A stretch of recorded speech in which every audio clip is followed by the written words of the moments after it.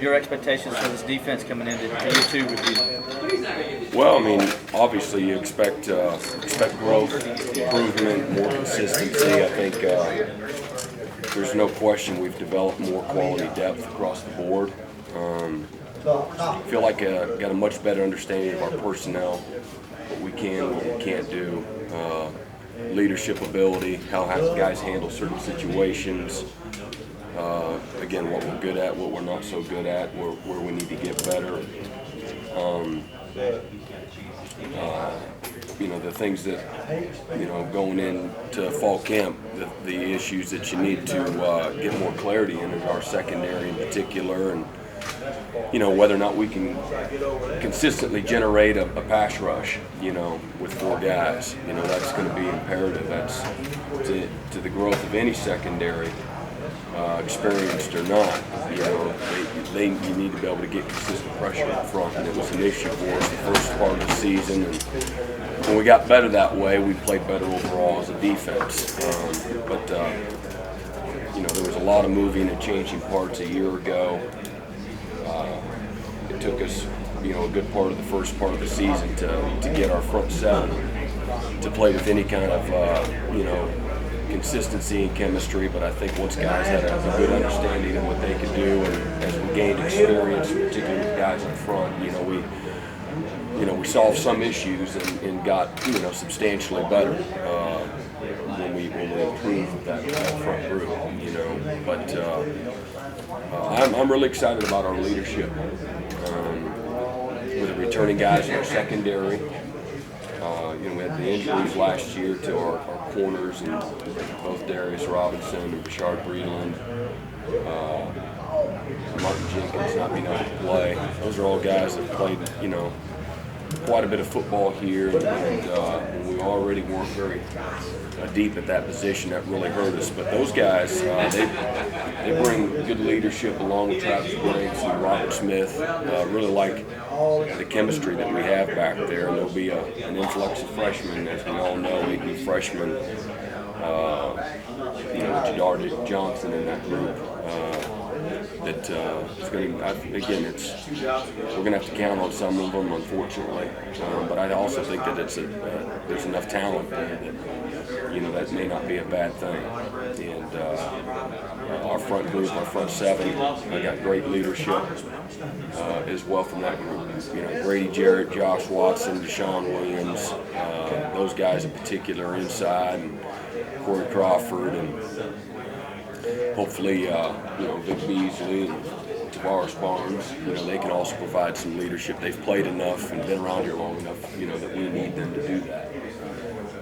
If we're going to make the kind of, leap that we all want to. Love our linebackers. Their chemistry, they all like each other. They all like ball. They all like to work. You can coach them all hard. We got a really good group of guys, 6 or 7 of them there that you feel good about. I think it's quality depth. It's not depth in numbers. Sometimes people like to talk about the depth in the numbers, but I'm not really. Depth isn't numbers to me. Depth is in what that next guy, what kind of a quality player and leader, and where his understanding of what you want done, where he's at. So I really like our group of linebackers. I think we've got a combination of guys that can run, that can strike, that have instincts, and that are tough and that can lead. So, we got a good group of guys there. So it's a good foundation. There'll be some freshmen that come in and probably surprise us. Like a year ago, DJ Reader really surprised us a year ago, and Carlos came along, and you throw those guys. I like our front group of guys. Again, my biggest thing is, can we develop a consistent pass rush? We got, what you saw in the LSU game wasn't, any active trickery or all of a sudden guys just getting it as much as it was. We won up front first and foremost. Thought our guys played aggressively in the back end, played smart and disciplined, and but our guys up front, our 4 consistently beat their 7 and sometimes 8. And when you can do that, you know, you look like a bunch of world beaters up front. And in reality, you know, you got guys who are whooping people. That's the formula for good defense. You know, providing that kind of pressure up front. So if we can do that again, you know, we'll have, you know, that kind of success. You'll see the same kind of success. And when, and you know, again, it doesn't have to be, you know, where you're getting 8 and 9 sacks a game, but the consistent threat there, along with improvement in our secondary, you know, and our consistency at linebacker, I think, will be the, you know, the real keys. Compare last year at this time to this year at this time. Is there a comparison? No, there really isn't. There's so many unknowns from my standpoint. Just me knowing our staff, me knowing our players, who our leaders were, what we were going to be good at. You know, it's one thing to do it against, you know, yourselves or the scouts, you know, against your offense that you know better than any opponent's going to know them. You know, obviously our offense still stresses us out, but it's one thing to be in that comfort zone and then play other people. And you knew that there would be some type of a learning curve, and what that would be, you just never knew. So, you know, we just, you know, even when we blitzed a year ago early on, I didn't, you know, we didn't do it with, you know, great precision or violence, and but we got better as the season went along. As guys got more comfortable, gained experienced with some of the same schemes. In the second half of the season, they were a lot more successful with just, you know, better precision. You know, instead of 3 steps to get there, it took us 2 steps. You know, and then again, finding our. We like to play a lot of guys,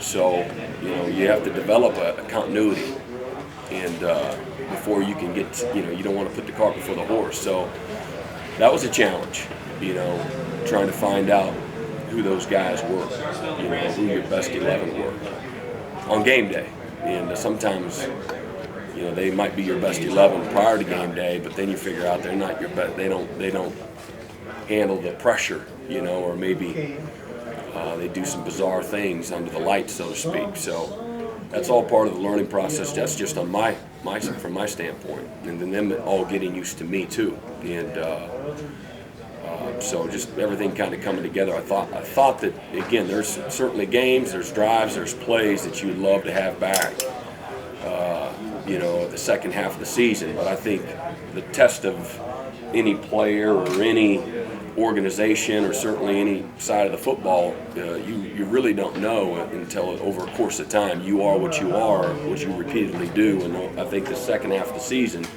I think we showed that we made, you know, substantial improvement in a lot of areas. I don't know what all numbers are. You felt a lot better as a play caller, and I think, you know, numbers were indicative of that. I know we didn't, you know, we got into you know, shootout against NC State, but, you know, when you're giving up, you know, 70-yard post routes and 50-yard bombs, letting guys get behind you, everything else can be perfect, and one guy can screw it all up, and that's what happened in that game. You know, that, along with our kickoff return, gave them, you know, great field position. That game was a lot closer than it needed to be.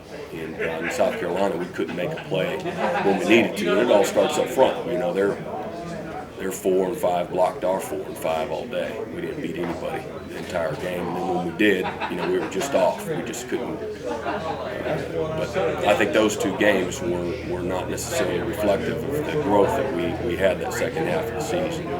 So hoping, you know, we'll see. Every year's different. You got to start over. Every year's different. Just because you had success in your last game or your last half of the season or your last year doesn't mean you're going to have success again, or just the opposite. You know, I've been on teams and you lost your last game, you got whooped, you had no momentum, so to speak, going into the out of season. You come out and you go undefeated, you know, win a championship. So on the flip side, where you've won it all and you come out and you don't look so good. So every year's different. You know, the players are different, coaches are different, circumstances are different, opponents are different, and how we continue to develop, you know, that foundation, that leadership, that chemistry is going to be real critical. You know, what they've done in the summer will play a big part, and I don't know what they've done in the summer. but we're about to find out, and we'll have 3 weeks to kind of figure all that out and see if our guys are willing to really make a real commitment to having a chance to be a great unit. We'll find out. There was a point last year during the season that you wanted to get more physical. You guys kind of did the unprecedented thing of tackling to the ground. Are you going to do anything in the preseason camp to put an emphasis on being physical from the beginning?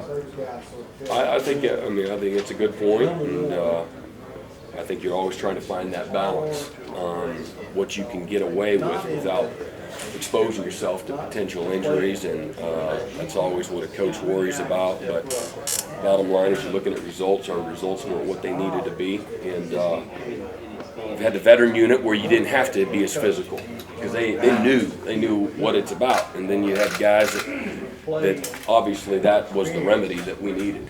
I think it was real critical. So we'll see. We'll try to push the envelope and see what we can get away with and what we need to do. If we're not getting the kind of results that we need, that'll be an option where you're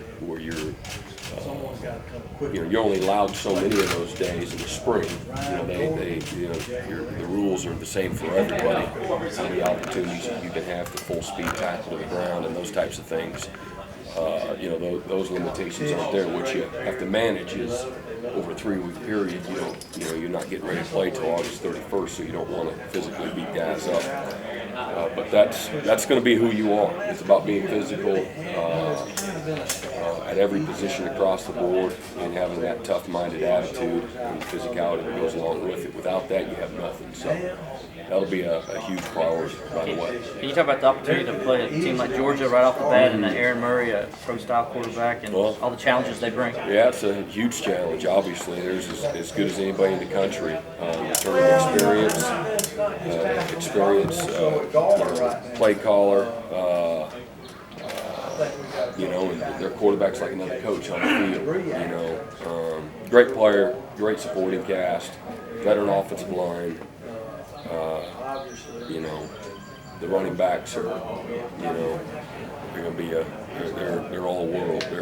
They're as good as advertised. I think Nebraska was the #1 pass defense in the country, and they went up and down the field on it, like they're going against a scout team at times. So we'll have our hands full, but it's a great challenge for Georgia as well. It's a great challenge for us in the opener, but I think they look at it.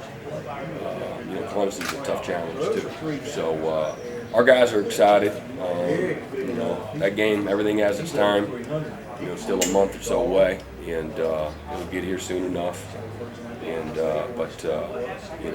They present a lot of challenges for everybody that they play. As we all know, they're the proverbial 5 yards away from playing in the national championship. So they've got to have a football team coming back, but we feel like we do as well.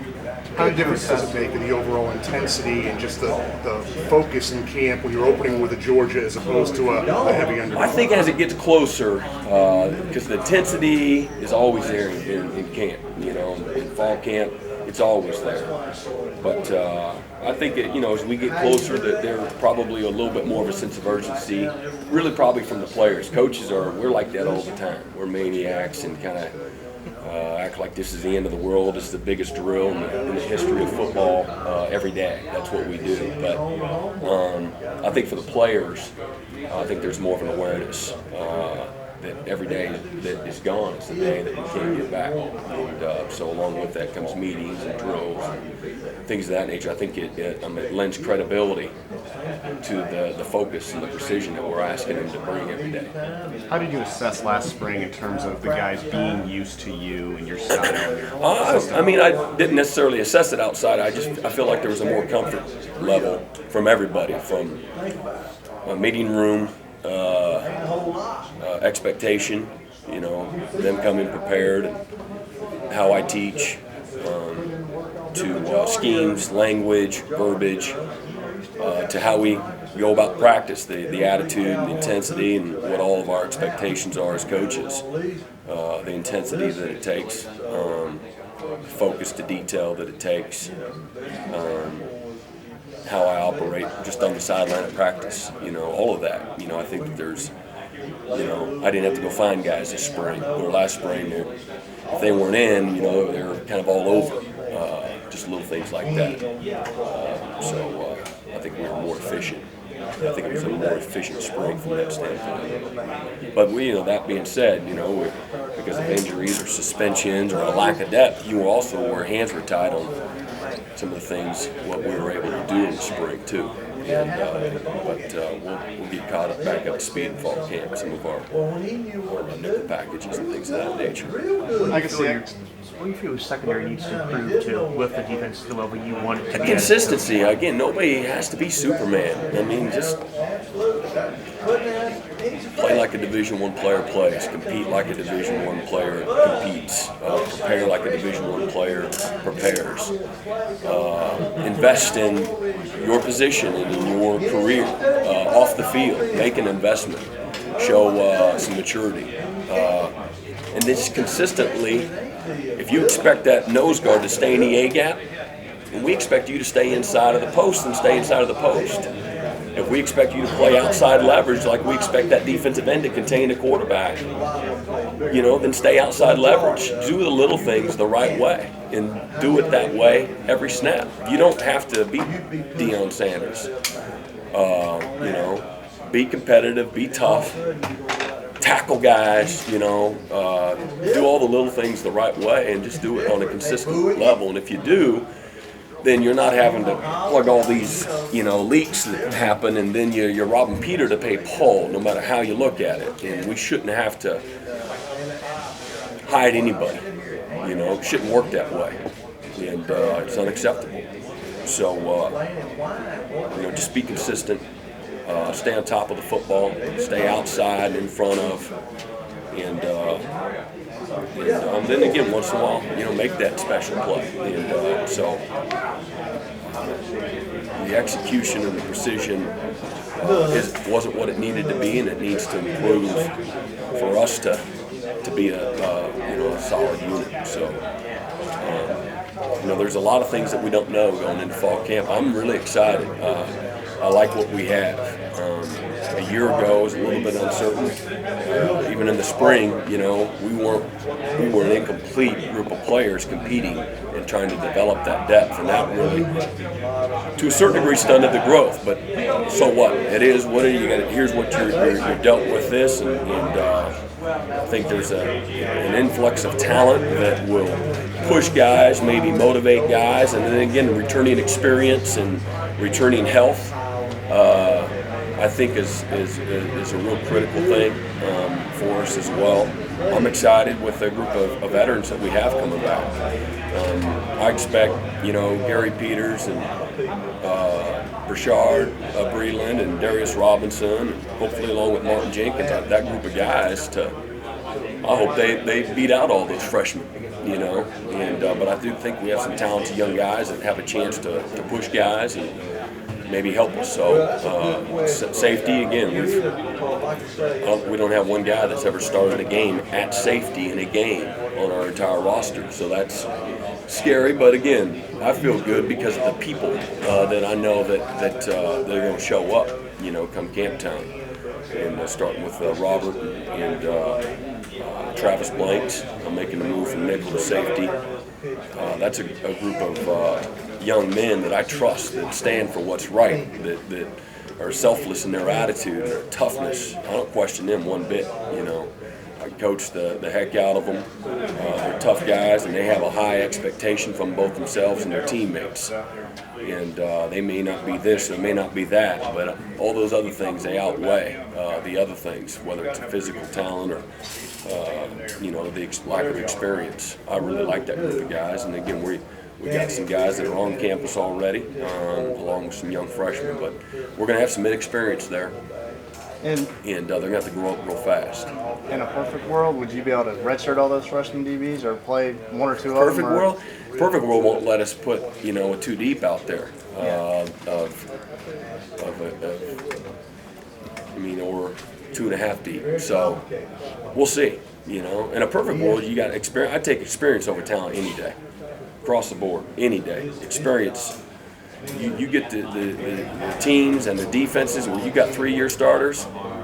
They'll beat those, Johnny 5-star 1-year guy, first year out of high school. every single time.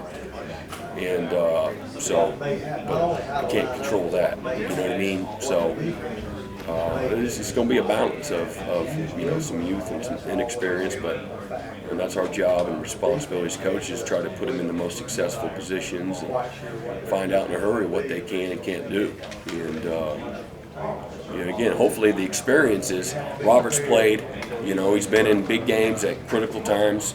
Travis has as well. He's been a starter, had great success as a true freshman, as a starter at our nickel position, and that experience, I think, in a guy that's invested every single day since the end of last year, and trying to make up for the lack of experience and his knowledge, because knowledge is very powerful and he gets it. So I think it'll surprise the lack of experience. Those two guys, they have a good understanding of what we do, a really great understanding. And then again, we're going to see after that.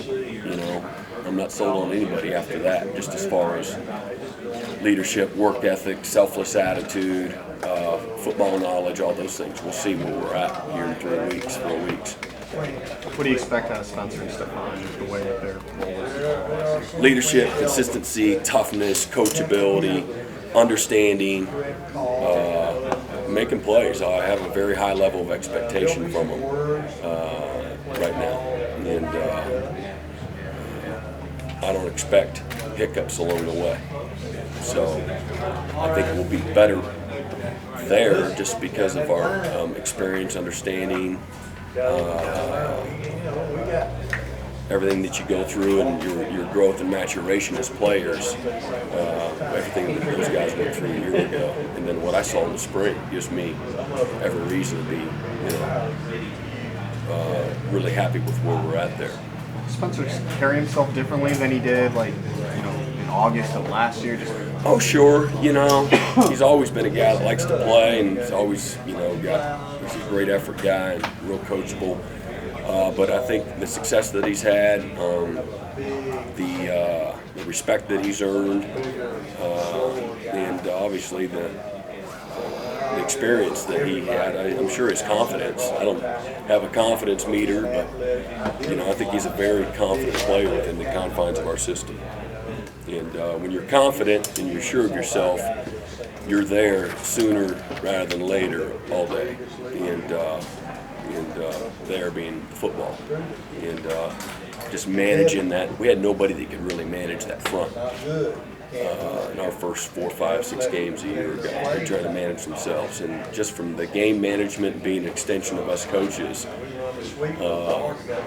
understanding my facial expression or my body language, or at the last second, having the confidence to take a look over there and get any last bit of whatever. You see the offense do it all the time. Well, we try to do it a little bit on defense without screwing people up. And but the more experience and confidence you have, you'll do that. I got this.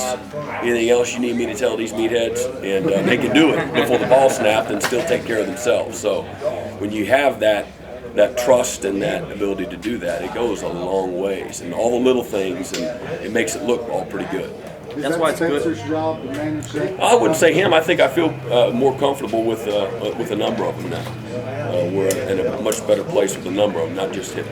Is that why it's good to have him out there, though? Because he does have that instinct to kind of get guys, so as you're trying to get that's steps. not just that. He's a good football player. Yeah. He plays fast. He's super functional. Had a guy that was a 3-time All-American, won the Butkus, was a Butkus Finals. He's a 4.8 guy. Every time on a watch, 300-pound bench guy and ran 4.8. He plays like he's 4.5 because he's so functional and instinctive and anticipation and the intelligence. And that's more why, not because he's quote unquote smart. Everybody that plays needs to have some level of football intelligence, and some have it better than others, and he's really high. He gets it. He was that from the first day in our meetings. He understood. He had everything memorized. And but he's a good functional player, and I think there's other guys who are out there that are like that now too. Was that something you couldn't see in him until you got to see him on the game field? I think it's one of those the test of time. As you go through an evaluation process, you kind of keep have all your moving and changing parts. Something's consistent here, and then something isn't consistent. And so figuring all that out, I think when he was in there, we played pretty good. We were just consistent. Front was called the correct way. It's real hard, right, left. They got 3 over here and 1 over here. You got to see it. They come out of the huddle, and you make your right, left call. They got 2 over here and 2 over here, and the back's over here as opposed to over here. You count to 3, you're pretty good. That's about as difficult as it gets, believe it or not. And I'm not trying to, demean anyone or anything, but some guys they see it right now as, hey, find a tight end when they're coming out of the huddle, and some teams don't huddle, so they just line up there. So you got to, anyway, managing that is, the quicker the better for any defense, every defense. You got to set the front. And so finding out what we could and couldn't do. The early part of the season, your hands were tied. Maybe we're just going to set the front for them. But that limits maybe some other things that you do. You know what I mean? So, anyway, learning the conference was a big thing for me. You can watch as much film as you want, but when you've been going against a coordinator for a certain amount of time, for many years, or for a few years, you kind of you watch them and how they call plays in certain situations, whether they're ahead early in the game, after halftime, when they're behind, and what's their 6'2" mau. What's their bread and butter? What are they going to hang their hat on when it's a critical situation? So that was a learning curve, for all of us as well. There's something to be said for that, where you're not quite in a comfort zone just from that standpoint too. How about your learning curve with Chad's offense being that high-octane offense? Was that a learning curve too? Does that change the way you call your defense, knowing you have an offense that can score a lot? It does change, but that wasn't necessarily a learning curve for me, because I've been in both a conference and a system that is that way to a certain degree. The only thing that's different is, late in the game when we're up 5 or 6 touchdowns, I'm not used to we're going to keep going fast. So that's different. But it's all good, Their job's to score points, our job's to stop people. So you manage it. But I feel like that wasn't really an issue for me. Just because of our background and coming from that style of team. Our offense did that as well. You mentioned learning the conference. What were some of the nuances of the ACC? Well, just learning play callers. That's learning the DNA. This football team is this. This football team is this. This coordinator is this on 3rd down, backed up. Here's what he's always going to do, and he's done it for years and years. So learning that, and obviously that takes time to learn that. Although it didn't show it, I felt like I had a better understanding of Florida State going in, than maybe some other teams. But just as far as what to expect from them, here's who they are. I could give a scouting report on them without watching much tape before I could anybody else. And I think there's this conference is closer to probably the Big 12 than it is to the SEC. Although I've never been in the SEC, but just from my football knowledge, I would say. But we get a blend. We get more of a blend than what I'm used to from the Big 12. There's more two-back concepts that you'll see, more pro style. Of course, we play South Carolina every year, and so that plays a part into that, as well. And usually another SEC team, whether it was Auburn or this year being Georgia. But a lot of teams are different, though, too, whether you have the Georgia Tech or playing against a linebacker quarterback with Maryland. I'll take that every week. The challenge of what are they going to do? I remember going into that game, they got to try something different, you know, to generate some offense. But you know, again, and then playing in the different venues. Say it or not, that affects you a little bit, you know. There's a few places that I swore there was no way that we were getting ready to kick off in, you know, an hour and 52 minutes. I'm like, where's the popcorn? Where's everybody at, you know? So I'm like, oh, God, I got to go in the locker room. I got to light these boys up, you know what I mean? They're going to come out here. And that, believe it or not, it's a panic moment a couple times. We're going to be flat. We're going to get our butts kicked, you know. There's no energy here. So you got to kind of, so just learning the different venues. It's not like that everywhere, of course, but by any stretch. But that was different, you know. Where's my lock? Well, you know, these little things, you know. I know when I go to the Cotton Bowl, I knew where my locker was every year. I didn't know anybody have a name tag, and so where am I going to be this year? So, Comfort level is better. yeah, much better. Do you expect Kellen Jones to be in the mix right off the bat, to be a contributor? I think here's what Kellen has shown me. He's an instinctive guy, loves to play, loves to compete. He's still growing and maturing on doing all the little things like you have to do in order to be a guy that you can trust. But he'll definitely play if he has a good fall camp and